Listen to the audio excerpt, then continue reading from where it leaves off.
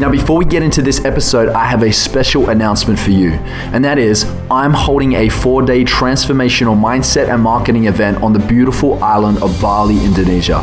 Now, this is the second time around that we have run the Master Your Influence event, and the last one sold out as we filled the room.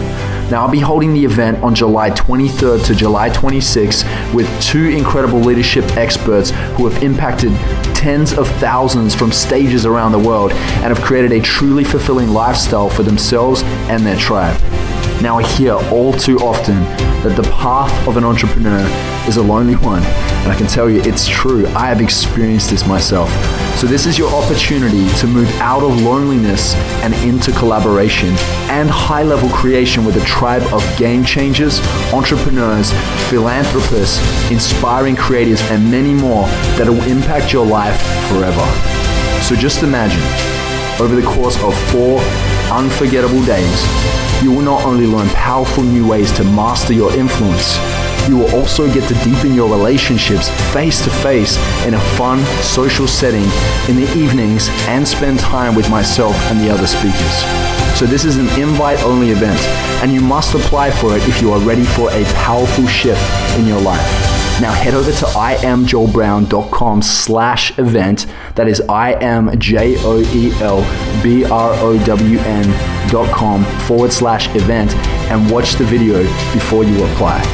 Now just remember, the person you'll be at the end of this exciting getaway will blow your friends, family, and your followers away when you return home. Applications are limited. Get on it now. Don't miss this. We are maxing out the room very soon, okay? So jump on it today. Now let's get into this interview. Ladies and gentlemen, welcome to the Addicted to Success podcast. I'm your host, Joel Brown, and I'm here today with Dr. Dharius Daniels, who is a spiritual leader, a change agent, and a life architect who leads thousands upon thousands in his ministry and is also such an incredible, powerful, inspirational speaker. And I'm just so excited to have you here today, Dharius. I know the energy that you bring to the audience, and so I'd love to really tap into this and see where do we find our genius and how do we tap into that same kind of energy that you have. So thanks so much for joining us today, Dharius. I appreciate you. Joel, thanks so much for having me. Excited about this and you and all the value that you bring to my life and the life of so many others. And hey, let's see what happens. Beautiful, brother. Beautiful. So Dharius, like I said, you have a lot of energy when you speak. And I can tell that you're really aligned with your values, right? You're really in it. You believe what you say. Tell me, mate, how did you get into this craft? And what would your advice be for people out there that are looking at tapping into their genius and really finding the message that they're born to deliver to this world? Well, I think there are a few things that I would say. First of all, there's going to be a degree of experimentation that's involved. And I think people to some degree can often be uncomfortable with that because that takes time and it takes patience. Because one of the ways I discovered what I was passionate about doing was also discovering what I was not passionate about doing and what was not life-giving for me. Now, I am not one of those guys who advocates or asserts that everything in life that you do will be something you want to do. There are times I find myself in long meetings. I don't prefer long meetings. So you have to do some things you don't want to do things you love to do. Yet at the same time, I think there is a degree of experimentation that's involved, and you'll see those things and those areas of passion will become kind of unearthed to you. That's one for me. And then 2, where is your innate genius? Where is your, John Maxwell talks about the law of intuition and 21 irrefutable laws of leadership, and how wherever there is this genius or this intuition, there's also going to be this gifting. And so I feel like that your calling, purpose, whatever language a person would use to describe the ultimate contribution they want to make to the world, your calling and your gifting won't have 2 different addresses. What are you passionate about? What are you gifted for? And I think that those are kind of the 2 markers that I use to kind of help me find my quote unquote sweet spot. Damn, I love that. Absolutely love it. That's very useful information. Thank you so much. Dharius, you're a minister, right? You've been in ministry for 16 years now. You were just sharing with me before this call. So I know that you would often be approached by people that are struggling with issues. I mean, we live in a world where there's a struggle of the human soul going on all the time, right?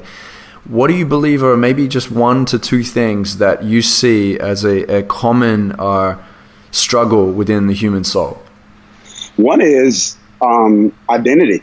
Wow. This whole identity crisis. And by that, I mean, one, people having an accurate understanding of who they are in light of their own gifts, talents, and abilities, as opposed to comparing themselves through the lens of someone else. And I love social media, and I love it. I utilize it. I discovered you on it.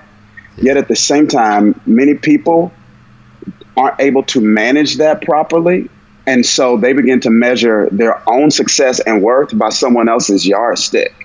And so one of the things that I say is you cannot chase your identity and your purpose at the same time. Right. Purpose requires that you have an accurate understanding of who you are, that you embrace your strengths, your values, and the contribution that you're able to make and bring to the world. And when people aren't clear or comfortable with who they are, then I think it just creates tension in the soul. It's unfulfillment, it's anxiousness, and you can never find real joy and happiness. Wow. Yes. Such a huge issue nowadays. And, this whole comparison thing, like putting people on pedestals, what that does is it essentially you say, well, that person's so good, they're so up here, their potential is so high, that you minimize yourself in the process. And I see this happening over and over again. It's crazy stuff. Dharius, what's your superpower? Resilience. Resilience. It's going to be resilience. And I'm going to say, for me, that comes from my faith. Because whatever wisdom I have, and I don't know how much I have, but whatever wisdom I have, it has been gained through the school of experience. I say your mistakes can be a prison or a school. You determine whether or not they become a prison that imprisons you or a school that educates you. And if you're going to learn from the mistakes, the missteps, and the mishaps, for me at least, it's required resilience, just not quitting, not giving up, making a decision that I'm going to dust myself off, heal my ego, and keep going. So I'm going to say for me, without a doubt, it's resilience. Oh, man, I love that. Absolutely love that. Dharius, you've led thousands upon thousands of people, right, from the stage. What would have to be the number one piece that you love delivering? What really speaks to your heart that you just really love speaking on? It's going to be transformation. That's one. So, I feel like I think that's what kind of helps me on the stages. I'm stepping up on the stage, delivering a message that I at least believe in, one that is of value to me. And I'm going to say what I'm trying to get across to people is the possibility of transformation. No matter how long a person has been stagnant or stuck in a specific area, whether it's relationally, whether it's financially, whether it's in the area of their career, that with the right passion and principles, that's important to me. Like passion is like gas in a car. Principles is like the GPS, though. It's going to get you where you want to go. So I think with the right passion and principles that transformation is possible. And I think that gives people hope. If you're like me, where you've seen areas of your life where you like to see progress and it's not moving in the direction or at the speed you'd like to see it happen, sometimes you can kind of just disbelieve that transformation is even possible. So I think that's going to be it for me. Wow. And so Dharius, you're a man of faith, and I'm sure that you've experienced some pretty divine experiences in your life. What would you say has been probably one of the biggest miracles that you've experienced unfold before your eyes, or prayers answered? What have you experienced so far? Oh man, I've got to choose. I feel like my life has been kind of littered with them. Not that it happens every day, but there are so many key and significant, I think, pivotal moments for me that I see as miraculous, at least. So One of which was when I was graduating college, I had plans all laid out to go to law school. Wow. And I'm talking about until I have my letter. I went to grad school, seminary at Princeton, and I have my letter of acceptance framed. And it's on the wall in my office. And it's not because it's an acceptance letter. It's because of the date of it. Oh, wow. The date is like, I can't remember, but it's April something. And I was graduated from college in May.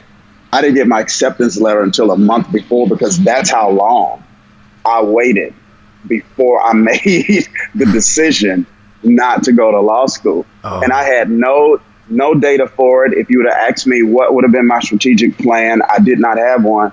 But I internally sensed, now in my line of work, for me, the language I would use, it was God.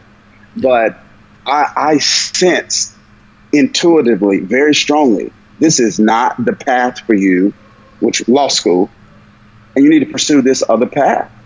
And my parents were confused. I was confused, but we wouldn't be talking now had I pursued the path that I was looking at pursuing. I met my wife. There's so much that has happened in my life because of that one decision. And to some people, they may call that coincidental. For me, when I look at all of the dominoes that fell as a result of that one decision, following my intuition, I'm going to say that's miraculous. That's powerful stuff, man. That's powerful stuff. It's the whispers of wisdom that are coming to you, right, from God above. It's crazy. And, I think that we live in a world so often now where we're just like consuming ourselves with, like we're talking about social media before, but distractions, that we can't hear that so much anymore. We're just so about the things that we want in our life. I remember I was speaking to one of my friends, and I said recently, I've spent 28 years of my life living in my purpose, and now I'm living in God's purpose. She's like, what's the difference? Wow. I'm like, I'm coming from a very different place. It's so much about service. It's so much about like integrity, right? You talk about principles. It's having principles that lie beneath your heart, right? It's living by principles and not doing what's popular, but doing it based off principles. Man, he works so many wonders in your life. It's incredible. I think God's got a lot of patience, man. When I look at my life, he's put up with a lot with me. Woo, you and me both. That's funny stuff. Wow. Yeah. So Dharius, what advice would you give to young up and coming individuals, men or women, that are looking at stepping into leadership? One of the first things that I would say, and this is going to kind of probably sound weird, but it's going to be this: the most important person and the most difficult person and the most consequential person you'll ever lead is yourself. Yeah. So I would say that mastering the art of self-leadership would be the first step I would tell someone to take, because then you'll be able to lead others out of the well of the wisdom that you created from your own experience, as opposed to, and I'm all for learning, growing, raising your leadership lid. That's important. But I think there is something rich about a leader who's able to lead based on their own experience. And, there are times, particularly with young leaders, they may feel frustrated because they feel like, I'm not getting leadership opportunities. I'm not getting a chance to get experience under my belt. And I'm like, yo, you get to lead somebody every day. You know, so yeah, if you can't convince you to do the things to reach your goals, and you can't convince you to operate at peak performance, then it's going to be really difficult to do that with others. So that would be one of the first things, like that. Master the art of self-leadership. I love that. Absolutely love that. Wow. Do you have any actionable steps or exercises that you often share with those that are struggling to make it in this world, that are looking for a way to maybe restructure their life or to get into a good practice and into a good flow? Yes. So the first thing is value clarification. That's huge for me because fulfillment is going to come, and I think your highest levels of productivity are going to come when there's value alignment. So it's one thing to have proclaimed values, it's another thing for those values to be actual priorities. So for me, I use acronyms, and I live by, so my values are F6 values. So it's my faith, it's my family, it's my fitness, it's my faculty, that's my job, it's my finances, and then last but not least, it's my friends. So those are kind of my six. And so for me, I think whatever tool someone uses, clarifying and documenting, there's an old scripture that says, where there is no vision, people cast off restraint. In other words, no vision, no discipline. And so for me, I think clarifying those values are incredibly important. So that would be the first step. Writing those things down. You don't have to use an acronym like I did, but I don't know, it served me well. So value clarification, that would be one. And then goal setting that is based on the values. Does that make sense? So if a person says faith is a value for me, then how are you setting goals that are going to help you live out that value in this current season of your life? Yep. And so those are kind of two steps that I take. I do that actually every year. So my goals are set for a year. I revisit them weekly. I shift and adjust them probably at least quarterly. But I think to me, those are things that have served me well. Oh, I love that, man. So tying your goals to your values so that it supercharges your discipline to hit them. Absolutely. Oh, wonderful stuff, man. Wonderful stuff. Dharius, what excites you most in life? What are you focused on, and what just really fires you up? Well, besides my family, and, I think I'm going to say this too. It's helping people experience transformation so they can become the best version of themselves. But for me, that starts with my family. So seeing that purpose, I think if people aren't careful, we can make our greatest contributions to the world while skipping over people who matter to us the most. Ooh. Yeah. And so that's not something that, I want to be the case with me in my life. And so seeing that happen with my wife and my kids, and also seeing that happen with people who in some way find what I do, what I teach as a source of inspiration for them.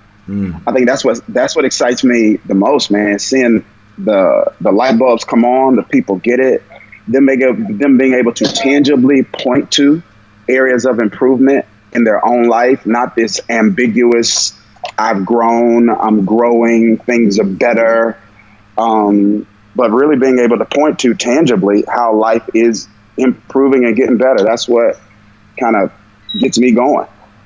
Oh, amazing, brother. Amazing. Thanks for sharing that with us. Dharius, I've read hundreds of self-development books over the years. And I've got to say that the Bible, for me, has got to be unparalleled to all the other development books, personal development books I've read. Whether you believe in Christ or not, there's some incredible wisdom in that book. Like, that book is literally like the dust on the book is like glitters and gold, right? Like, it's an incredible book.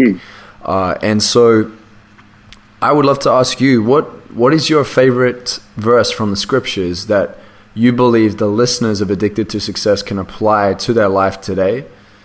And maybe create a little bit of context around it as to maybe how you've applied it yourself, or maybe a story that comes along with that would be really powerful for the A2S listeners. Yeah. So there's a statement that Jesus makes to his apprentices, and the word that the Bible uses to describe them is disciples, but we would use the word probably mentee, apprentice, student in our current cultural context. And so he's talking to them about the art of mentoring and discipling others. And he says to them, the blind can't lead the blind. because they both will fall in a ditch.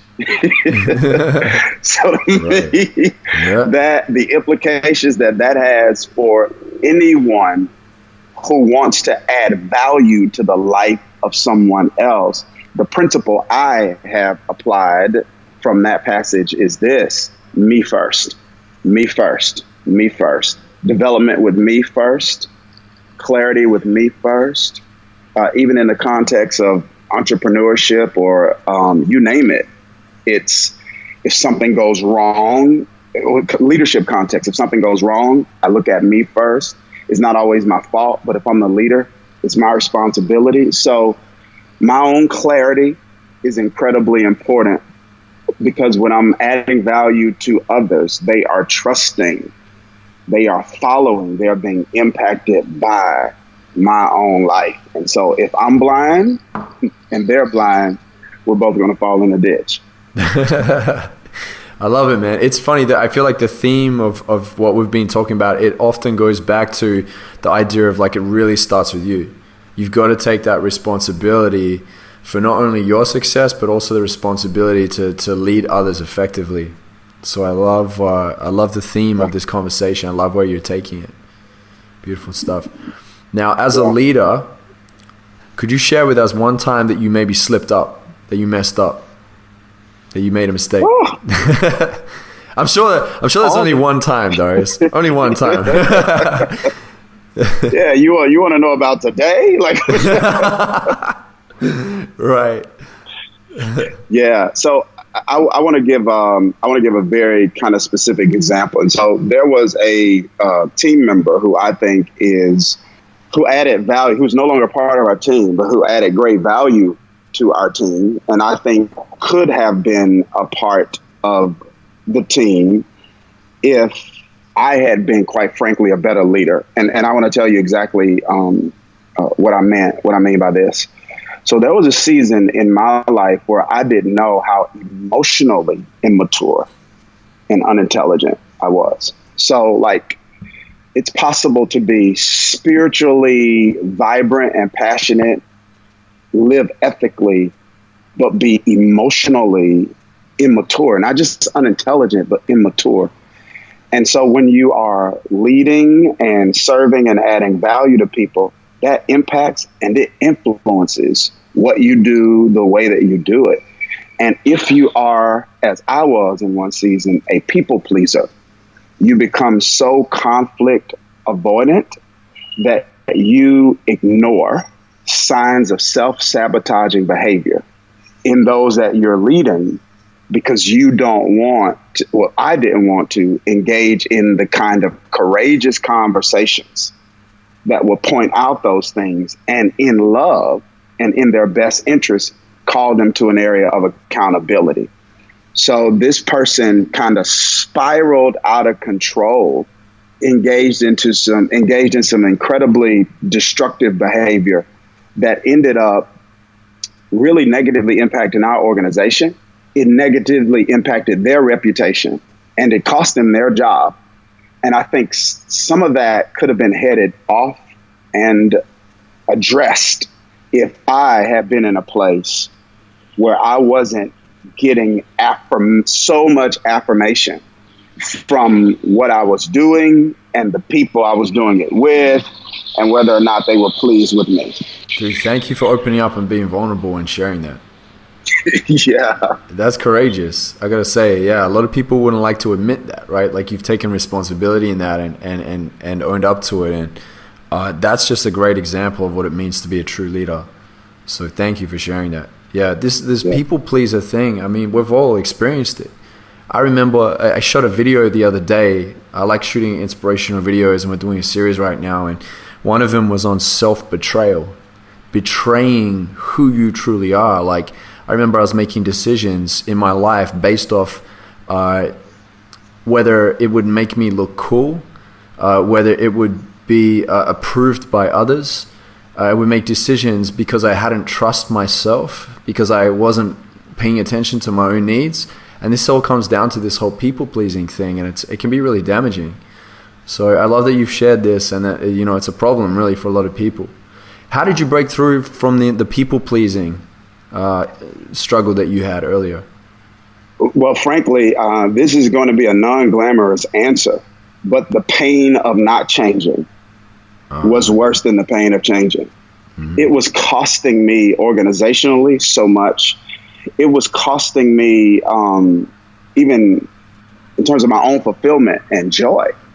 It was costing me so much, because when your sense of self isn't just tied to the way people think about you, when your sense of self is tied to your accomplishments, right? I think everybody in their line of work, you have peak seasons where doors are opening everywhere, so many opportunities you can't take advantage of. Yeah. And then there are seasons where things don't necessarily seem to be going in that direction. I know we like to think that it is always an upward trajectory, but sometimes it can be roller coaster-ish in terms of the way life and work goes. So even if a sense of self is tied to accomplishments and just how the business is going, if it's going great, you're going to be great. If it's not going great, you're going to feel like you suck. And I just got tired of living on that roller coaster, because in my line of work, I have the blessed privilege of being exposed to people who are dealing with real crisis. And it puts some of the things that I get exposed to that people are dealing with, the loss of children, terminal disease, all those kinds of things. It really puts not getting a lot of Instagram likes in perspective. That's not a real problem. So, that's kind of what happened. And I feel like whenever you acknowledge something that needs to be addressed, the next step should always be a conversation with someone who has an area of expertise in that specific area. So that was kind of my next step. When I just got tired of being frustrated organizationally and personally, I took a next step and I began to talk to people who specialize in heart healing, emotional intelligence, and I began to get mentorship on the steps to take on becoming more emotionally whole and intelligent. So I read books that were recommended to me on that. I engaged in, and still to this day, I engage in journaling. Which helps me be aware, because self-awareness is the first step to emotional intelligence. And so for me, I think those were kind of some of the steps that I took. And I feel like that's an important lesson for anyone. Whatever area you feel like you may be struggling in or stuck in, it is important to seek out the advice, the counsel of someone who could give you wisdom in 30 minutes that you can learn on your own in 3 years. Yes. So I think that's important. I love what you've just shared. Self-awareness is the first step to emotional intelligence. It's so true. So true. You're so right. What's funny, like, when I coach, often before we get into the session, I have to highlight the benefits of what it means to actually have a mentor. And I have to understand the importance of even me getting mentors myself too, right? But what it is that, like, you can't hide. When the questions are starting to be asked and you've got to answer them, and you're in there and you're connecting the dots and you're thinking, like, you can't hide from anything, it shows up. And sometimes we get so in ourselves that we don't see it from the other side of the coin. And it is good to have a second pair of eyes looking at us from a different angle and giving us a different perspective. So I love that you... Makes all the difference in the world. Absolutely. Absolutely. Dharius, you're doing a piece at the moment on manology. That's the theme, right? Can you tell us a little bit about this, or just something that you feel would be really useful for the Addicted to Success audience that you've shared maybe so far or you have coming up? Yeah. I know it's a hot topic. We might even have to do a whole episode on this topic itself. Yeah, but it is this, I think the essence of what I'm communicating is that there should be a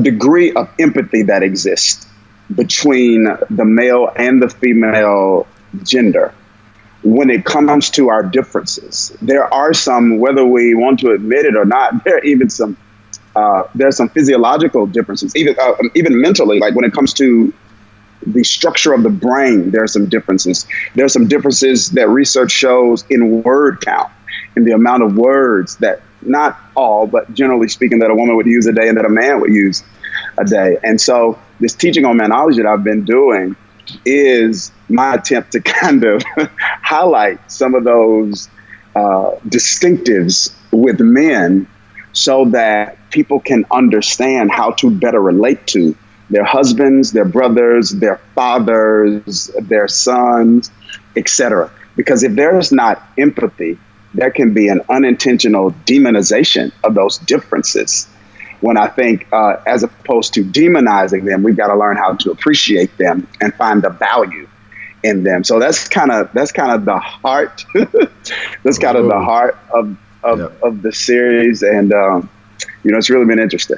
I bet. It's funny because at a glance it could be controversial, but as you get into the detail of it, it's like, oh wow, there really are differences, and there's just so much that we can seek to understand about each other. It's crazy that men and women even get along, man, to be honest. Like how different we are. It's awesome, man. Yeah. Well done for doing that. I think it's such an awesome conversation. And we talk about leadership. We talk about self-awareness and emotional intelligence. You were saying that you keep fit and you keep the faith.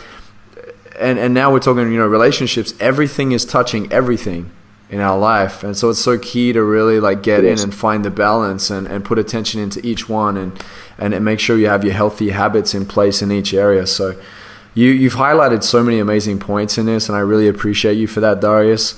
I watch your videos and I see the content you put out, and I got to say, if you're listening right now to this podcast, you need to check out Dharius, at least on his Instagram and Facebook. Jump in there. He has some videos up on YouTube. He's all over social media because his content is that hot. So make sure you check him out. Dharius, how do we find you online? Well, everything is my name. It's Dharius. The key is it's Dharius with an H. So it's Dharius Daniels, Daniels. So it's Dharius Daniels on Instagram, on Facebook, on YouTube. That's even my website, DhariusDaniels.com. So everything is Dharius Daniels. Excellent. And I made you sound a little bit posh and fancy there with the Dharius, with my Australian accent. I like it. I like that. Nice, brother. Nice. So, Dharius, I always end the interview with this last question. All right. And this last question is, if you were to deliver your last 30-second speech to the world, what would that last 30 seconds sound like? Yeah, that's a good one. Well, for me, quite clearly, it would be this. There's an Old Testament passage where the writer asks to learn how to number his days. And so I would say to anyone that we have been blessed with the privilege of days of time. That time is a limited resource. It's a precious commodity. It's the currency that you must be willing to exchange in order to receive what you value most. Cherish it. Use it wisely. Use it like you'll never get it back again. That way you can live your life rejoicing and not with regret. That'd be it.